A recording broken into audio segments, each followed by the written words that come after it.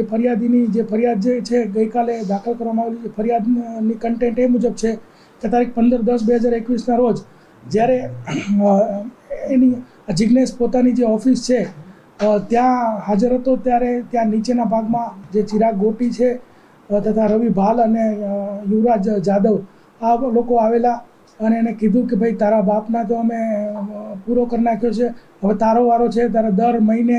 અમને 2 લાખ રૂપિયા ખંડણીના હપ્તાના આપવા પડશે એમ કરીને એને ધમકી કરીને એની પાસે જે પડેલા 10 લાખ રૂપિયા છે તે લઈ ગયેલા. અને ત્યારબાદ ચિરાગ ગોટીને એવું ખબર પડી કે આ ભાઈ જે જિજ્ઞેશ વ્યાસ છે